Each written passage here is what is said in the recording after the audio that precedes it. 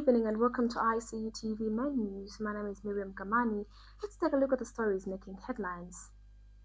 24-year-old Chama man dies by suicide after hacking wife. Muchinga rallies global support for NCDs and mental health at UNGA.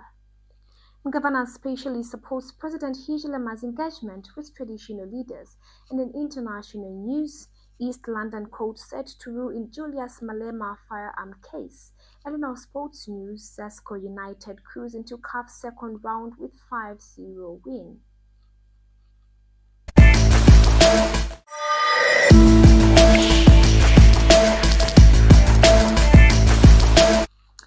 And now the news in details.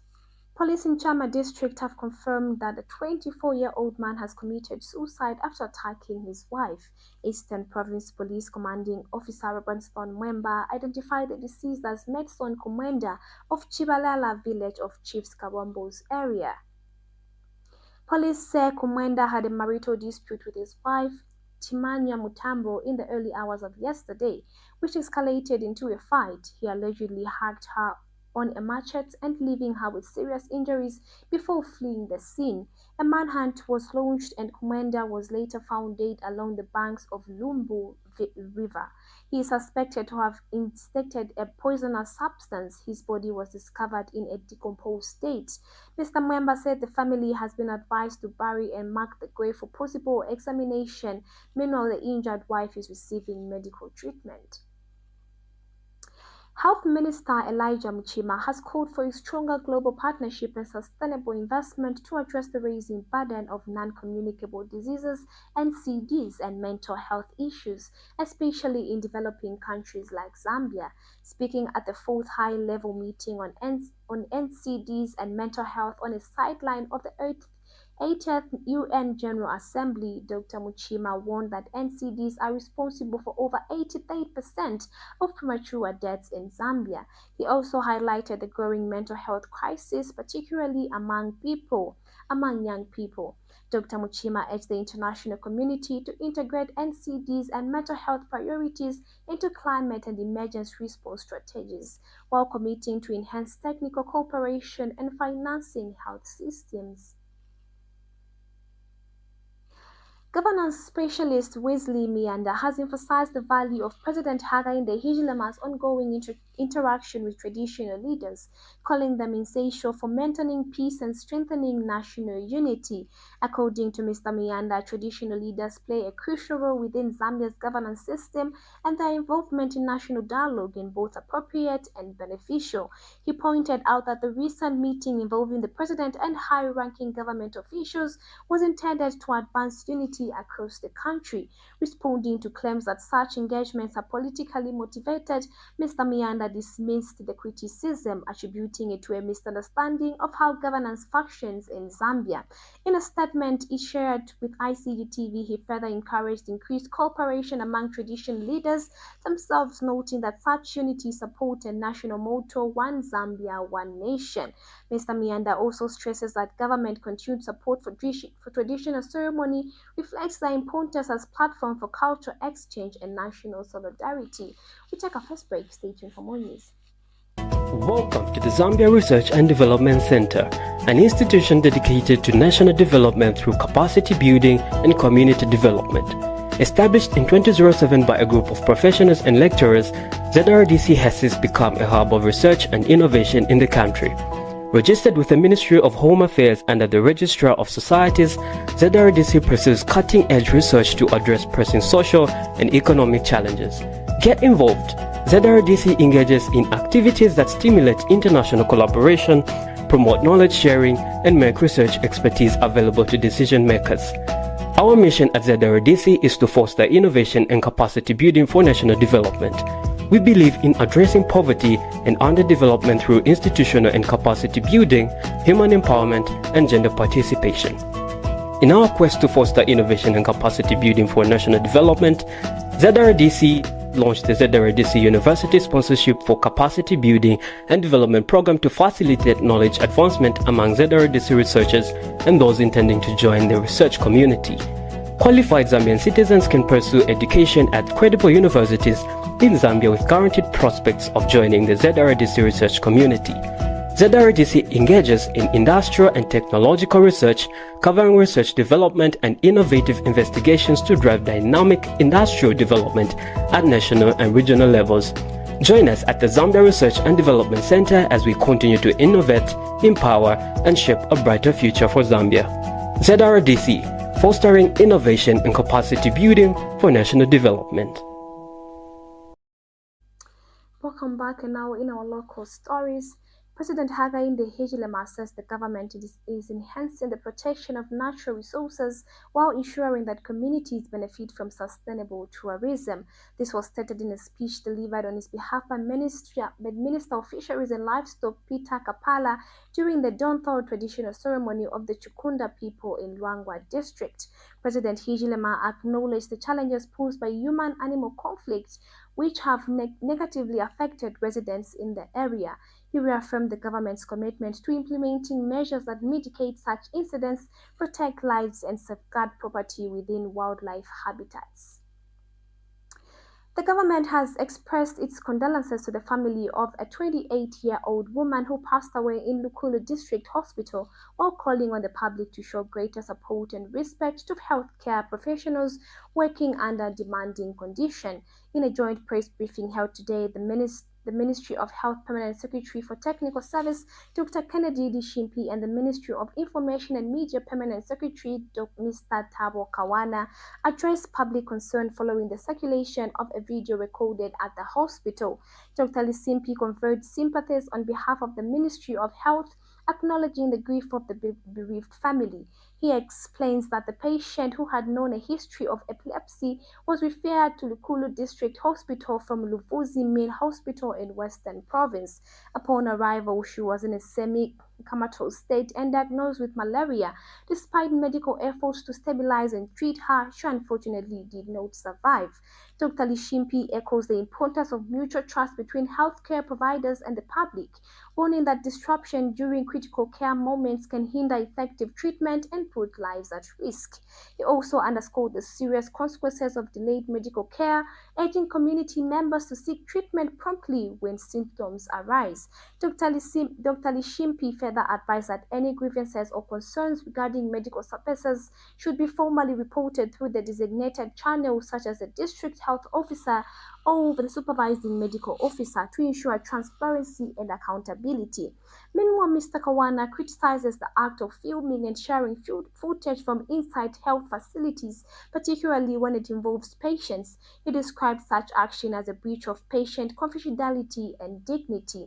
He also cautions that recording vulnerable individuals without consent is against the law and could attract legal penalties under Zambia's cyber and data protection regulation. Mr. Kawana raises concern about the misuse of sensitive health incidents for political and personal gain, especially during the current election period. He urges the public to engage constructively and respect the integrity of healthcare services. Both officials reiterated the government's commitment to upholding patient rights, while also ensuring that medical personnel are able to carry out duties in a secure and supportive environment. Leadership Movement President Dr. Richard Silumbe has donated 20,000 kwacha to support the construction of a parish hall at Holy Family Catholic Church in Lulamba. The donation was made during a church service and fundraising event. We have more details in this report. Leadership Movement President Dr. Richard Silumbe has donated 20,000 towards the construction of a parish hall at the Holy Family Catholic Church in Lulamba, Chingola. The gesture was made during a church service and fundraising event aimed at supporting purchase of a keyboard, drum set, and hall construction. Dr. Silumbe, who attended the service alongside several senior party officials, said responding to the church's call is responding to God. He reaffirmed his party's commitment to supporting community and faith-based initiatives that uplift local institutions.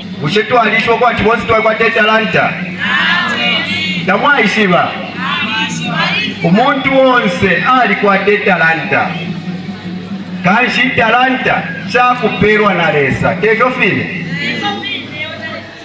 so kanshi ifwe pamonga ba leadership movement tuli abansansa ukweba ati fwe ifo bonse fwe bantu twali kwa talanta nelitalanta tumwene kuno ilyakwimba nalyena natulipokelera so kansi fyonso fo twakitapa bushuku bwa leero ise ntwitotereko pantu natwisa pamo ngabanga ndaimo n'okushowinga amatalanta oyo twakwata natwito. Following the service, team interacted with youths of the parish, encouraging them to stay rooted in faith and community service. The donation was well received by the church leaders and congregants alike. Miriam Deborah Gamani reporting for ICTV News in Chingola.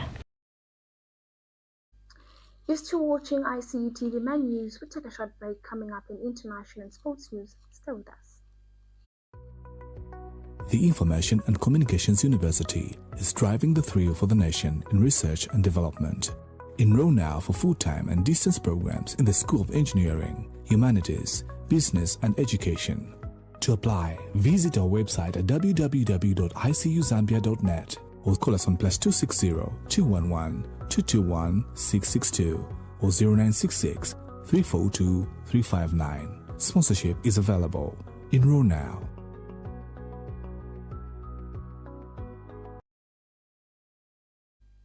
Thank you for staying with us. And now in our international news, the East London Magistrate Court is expected to deliver judgment on Monday in a firearm case involving economic freedom fighters EFF leader Julius Malema. Malema is accused of firing a rifle during the EFF's 5th anniversary celebration at Sisa Dukashi Stadium in Maidstone in 2018. He and his former bodyguard Adrian Seinman faced charges of unlawful possession of a firearm and ammunition. The high-profile case has drawn national attention, and the court's ruling could have significant political legal implication. We have more details in the following report. Judgment day for the EFF's Julius Malema.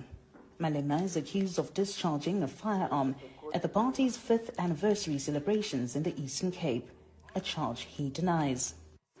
I cannot regret having done nothing wrong. I possessed a toy. It requires no license. It requires nobody's permission for me to use it at any time. Well, if that was a requirement, I would have complied with the law. The leader of the country's 4th largest political party is charged with the unlawful possession of a firearm and the unlawful possession of ammunition and discharging a firearm in a built-up area or public place, among others. The state has been burdened with demonstrating that Malema is guilty of the charges leveled against him, but he believes it doesn't have a watertight case. There are people on the stage, no one goes for cover.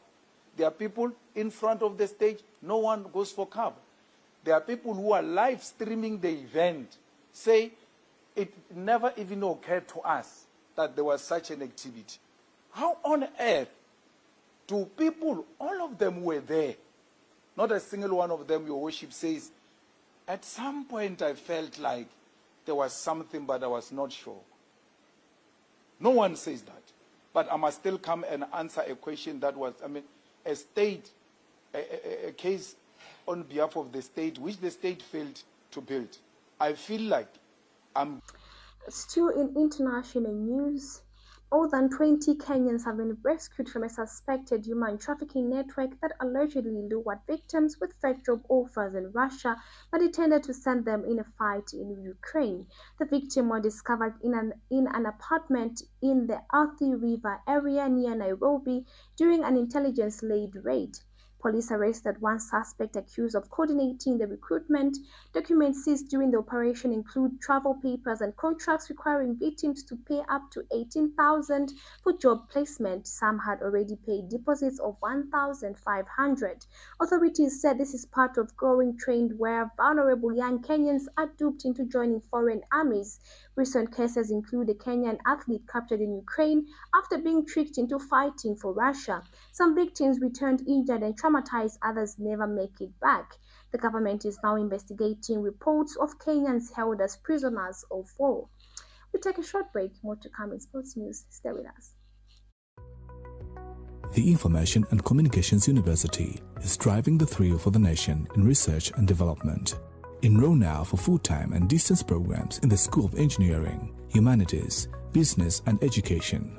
To apply, visit our website at www.icuzambia.net or call us on +260 211 221 662 or 0966 342 359. Sponsorship is available. Enroll now.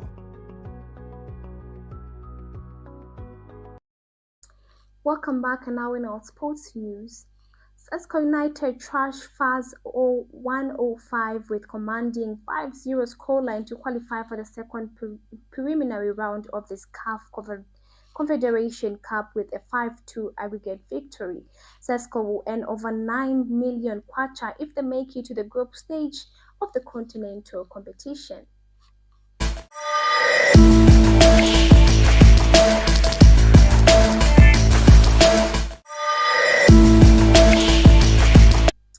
That sports item brings us to the end of ICU TV Men News, but before we leave, a quick recap of the stories that made headlines. 24-year-old Chama man dies by suicide after hacking wife. Muchinga rallies global support for NCDs and mental health at UNGA. Governance specialist supports President Hichilema's engagement with traditional leaders. And in our international news, East London court set to rule in Julius Malema Firearm case. And in our sports news, Zesco United cruise into CAF Second round with 5-1 win.